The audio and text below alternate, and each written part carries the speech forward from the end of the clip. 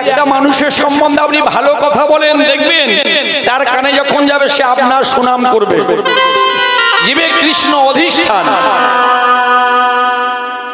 বলছে মানুষের সম্মান দিলে সেই সম্মান ঈশ্বরে মেলে, সর্বশাস্ত্রে তাহার প্রমাণ পাই।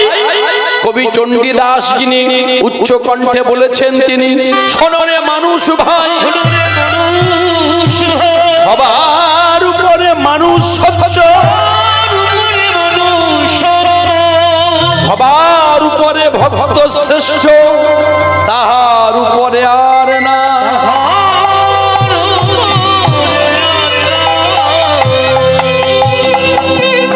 কেন বললেন? দেহ তত্ত্বের ভজন, দেহের মধ্যে ভগবান আছে। এই যে মানব দেহ কর নিরীক্ষণ, 24 তত্ত্বে হয় মানব দেহেরই গঠন। পঞ্চভূত ষড়রিপু একত্র করিয়া, তার মধ্যে 10 ইন্দ্রিয় লইবে ধরিয়া। মহাভূত অহংকারে আর দাও মন, এই তো 24 তত্ত্বে মানব দেহেরই গঠন। সহস্রার পদ্ম হয় সহস্রের দল, মধ্যে একটা রামেশ্বর গোলক মণ্ডল। নাসাউলে দ্বিদল পদ্ম হৃদি খণ্ডে রাখি, কণ্ঠ জুড়ে 16 দল পদ্ম মাঝে বিছে রাখি। হৃদি পদ্ম বিরাজিত দ্বাদশ যে দলে, কুলকুণ্ডলী শক্তি দেখো 10 নাভি মূলে। নাভির নিম্ন ভাগে এক সরোবর, মাগো অষ্টাদল পদ্ম আছে তাহার ভিতর। তার মধ্যে আছে নারী 3.5 কোটি, 72,000 নারী তাতে বাঁধা আছে 60। এই 72,000 নারীর মধ্যে 700 নারী প্রধান হয়। এই 700 নারীর মধ্যে 124 নারী তাতে শ্রেষ্ঠ হয়। এই 124 নারীর মধ্যে 32 নারী দেখো বিশ্বভুবন ভরিয়া হইল উল্লেখ। এই বিশ্বভুবন ভরির মাঝে দেখো নারী আছে 3, ইরা পিঙ্গলা আর সুষুম্না প্রবীণ। বাম দিকে ইরা আর ডাইনে পিঙ্গলা, মধ্যিখানে সুষুম্না নারী চক্রাকারে রইলা। সহস্রার থেকে যে রস ঝরে পড়ে, বহু নারীর মধ্য দিয়া যায় যে শরীরে, ওইখান হইতে রস আবার ঊর্ধ্বমুখী হয়, সেটা গিয়ে কুলকুণ্ডলিনীর শিরে পড়ে ভাই। যদি কেউ আলিহবাটা উল্টো করিতে পারে, গুরু কৃপায় সেই অজবিন্দু 1 বিন্দু পান করিতে পারে। তার এই দেহখানা অটল হয়ে গেল। প্রেমানন্দে ভক্তগণে হরি হরি বলো। এই দেহকে সাদের বৃন্দাবন বলে ভক্তগণ। আর বাইরে ও করলে হয় না ভগবানের সাধন ভজন। গ্রামের সমস্ত মানুষজন সবাই দর্শন করতে এসেছে, আর সন্তান পেয়ে ব্রাহ্মণীর বড় আনন্দ। যে ব্রাহ্মণ পুজো করে, যজমানদের বাড়িতে পুজো করে আসার পরে ভগবানের জন্য তুলসী পত্র চন্দন ঘষে রাখতেন, ব্রাহ্মণী সন্তান পেয়ে নারায়ণকে ভুলতে বসেছে। রুষ্ট হলো ভগবান, তোমায় আমি দিলাম একটি পুত্র সন্তান, তুমি আমায় ভুলে গেলে। ভাগবত বলছেন মনের একটা সূক্ষ্ম গলি হয়, এই জগৎ সংসার প্রবেশ করাতে হবে, নতুবা গোবিন্দকে। তবে এটাই লাভ, যদি আপনি গোবিন্দ চরণে, গোবিন্দকে মনের সূক্ষ্ম গলির মধ্যে প্রবেশ করাতে পারেন, তাহলে এই সংসারের দায়িত্ব আমার ভগবান গোবিন্দের। তাই গৌর হরি বল।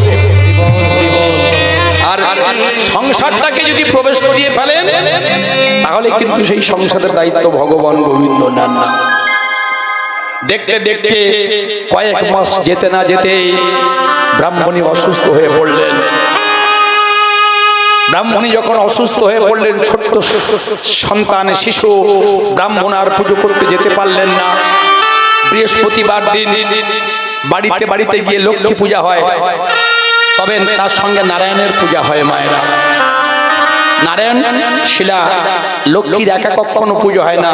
লক্ষ্মীকে যদি পূজা করেন 3 দিন থাকবে, আর যদি লক্ষ্মী নারায়ণকে একসঙ্গে পূজা করেন, সারাটা জীবনের জন্য আপনার বাড়িতে বাধা হয়ে থাকবে। হৃদয় গৌর হরি হরি। ব্রাহ্মণ পূজা করতে যেতে পারলেন না, অসুস্থ হয়ে ব্রাহ্মণী ঢলে পড়লো ব্রাহ্মণের চরণে। এই জগৎ সংসারের মায়া ত্যাগ করে আমায় চলে যেতে হবে। হে ভগবান, যে পুত্র সন্তান আমি তোমার কাছে চাইলাম, যদি সেই পুত্র সুখ, যদি সেই পুত্র সুখ আমি না পেলাম, তাহলে তোমার কাছে আমি চেয়ে আমার লাভটা কি হলো? ব্রাহ্মণের চরণে ধরে পড়লো ব্রাহ্মণী। ও মায়েরা, ব্রাহ্মণ ডাকছে, ব্রাহ্মণী একটিবার কথা বলো, একটিবার কথা বলো। ছোট্ট ছেলেটা কেঁদে উঠলো। ব্রাহ্মণ বুঝতে পারলেন ব্রাহ্মণী আমায় ছেড়ে চলে গেছে। না ফুটিতে ফুল কেন ঝরে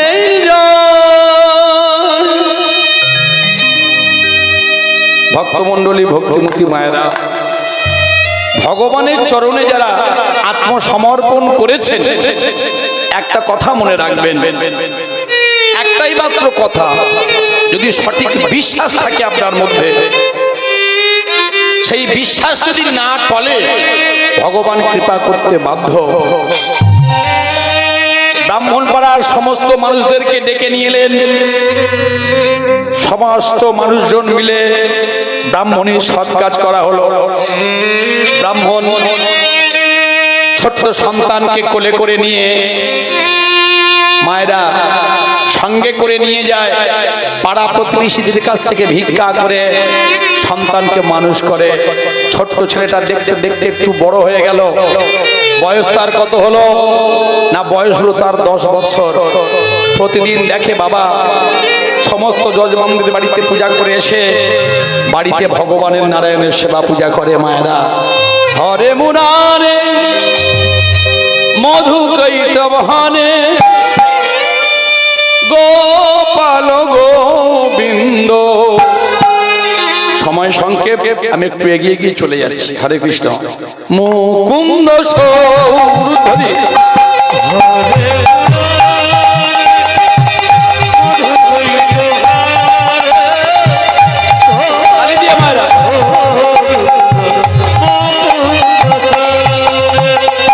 এটা ভাগবতের মন্ত্র, 4টে যুগের নাম আছে এর মধ্যে, সবাই করে করতালি দিয়ে গানটা গাইবেন।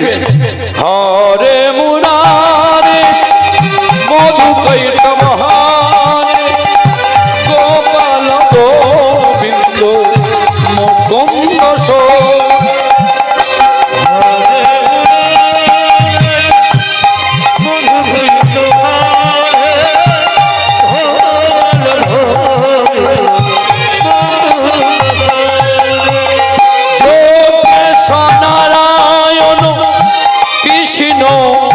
বিষ্ণু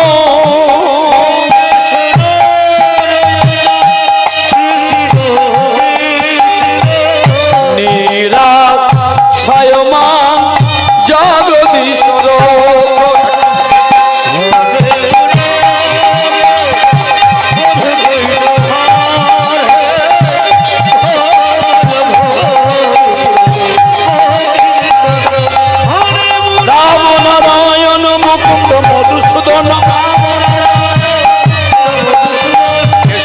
সংসারে হরে বৈকুণ্ঠ বামন ধরি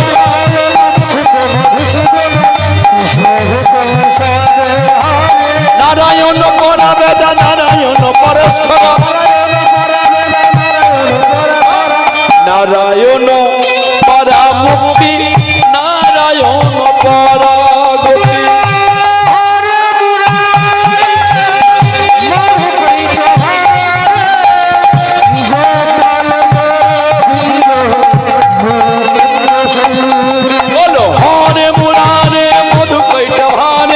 গোপাল গোবিন্দ মুকুন্দ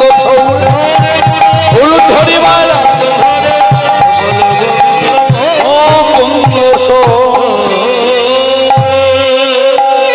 মায়েরা, ছেলেটার নাম রাখা হলো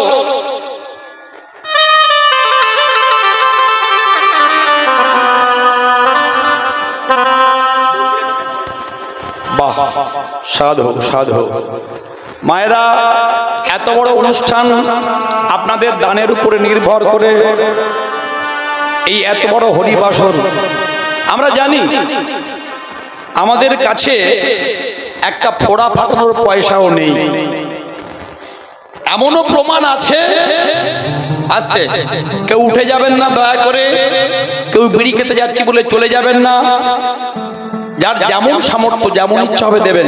তবে আমি আগেই বলেছি, দান যত করতে পারবেন, এই দান যত করতে পারবেন নয়, যত করতে শেখাবেন নিজের ছেলে মেয়েদেরকে, পাড়া প্রতিবেশীদেরকে, বন্ধু বান্ধবকে যদি ইন্সপায়ার করতে পারেন, অনুপ্রাণিত করতে পারেন, এর জন্য ভগবান গোবিন্দ কিন্তু আপনাকে কৃপা করবে।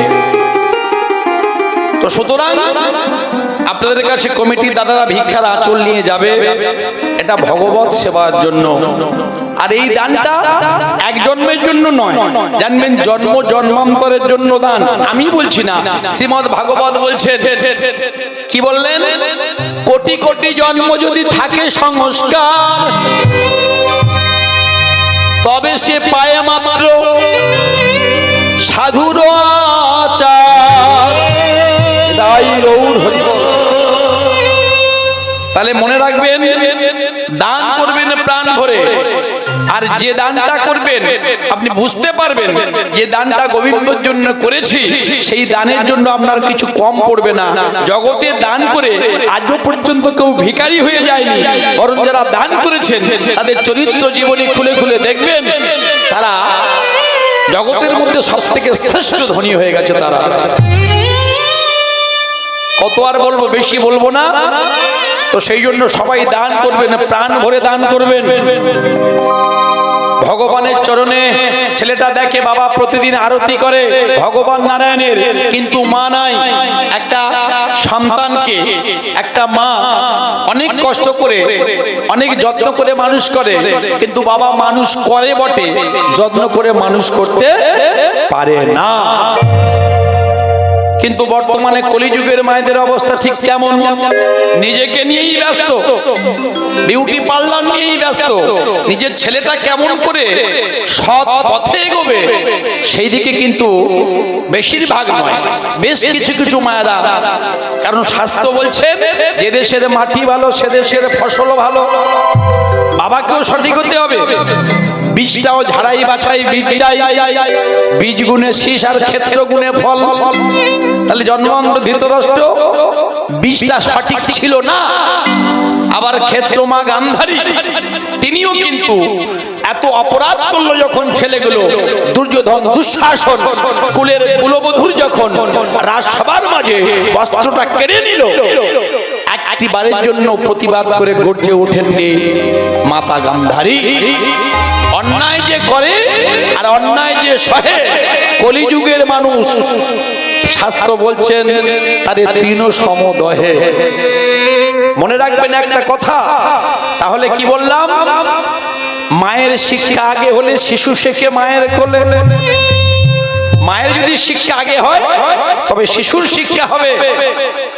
যান সবাই ভিক্ষা করবেন। তাহলে সেই শিক্ষাটা তো দিতে হবে মাকে। গাছের গোড়া যদি ভালো হয় ফল ভালো হবে, আর কলের লেয়ারে যদি ভালো হয় জল ভালো পাবে। হরি বল। তাহলে মনে রাখবেন একটা কথা, এই মাটি বড় খাঁটি, তার তো মানেই ছেলেটা বাবাকে আরতি করতে দেখে, কিন্তু ধীরে ধীরে আস্তে আস্তে কি দেখা গেল মায়েরা জানেন? ছেলেটা সঙ্গ, সৎসঙ্গ আর অসৎসঙ্গ, কখনো কোনোদিন কোনোভাবে অসৎসঙ্গ করবেন না। বাবাকে দেখে প্রত্যেক দিন আরতি করে, কিন্তু মনে মনে চিন্তা করলো, বাবা চিন্তা করলো আমার তো বয়স হয়ে এসেছে, তাই ভগবান শ্রী বিষ্ণু নারায়ণের চরণে আমি একটা যজ্ঞ করব, আর সেই যজ্ঞের জন্য শুষ্ক কাষ্ঠ দরকার। হরি বল। ভক্তমণ্ডলী, ভক্তিমতী মায়েরা, তাহলে কেমন ব্রাহ্মণ? বিষ্ণু শর্মা, ত্যাগী নিষ্ঠাবান ব্রাহ্মণ, আর এমন তার ভজন বৃন্দাবনের লীলারূপ দর্শন করেন। হরি বল। বেঁধেছে বিনোদ চূড়া,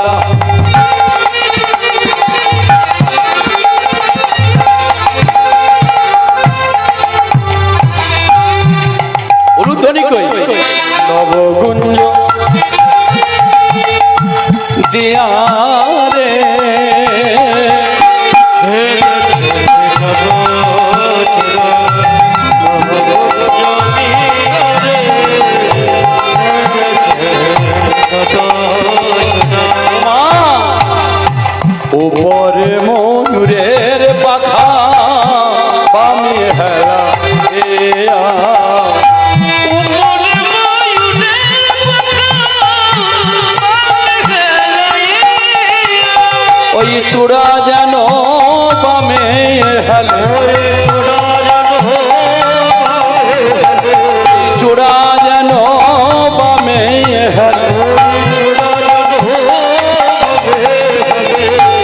আস্তে মায়েরা, কেন চূড়া বামে হালে? কেন চূড়া সামনে নয়, পিছনে নয়, ডান দিকে নয়, বাঁ দিকে হেলে? এই উত্তরটা কে দিয়েছিল? কে দিয়েছিল? কাদের কাদের বাড়িতে মায়েরা সুখ শাড়ির দ্বন্দ্ব আছে? ছোট্ট একটা বই 5 টাকা দাম, কিনে রাখবেন। সকালে উঠে স্বামী স্ত্রীর মধ্যে যদি বাঘ বিতণ্ডা হয়, লক্ষ্মী চলে যায়।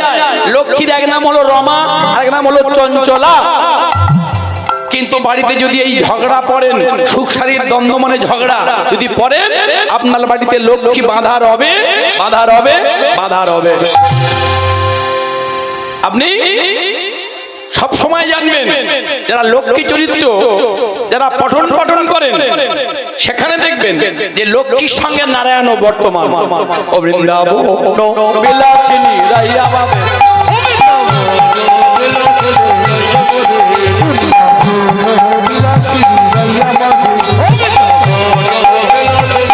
উলুধ্বনি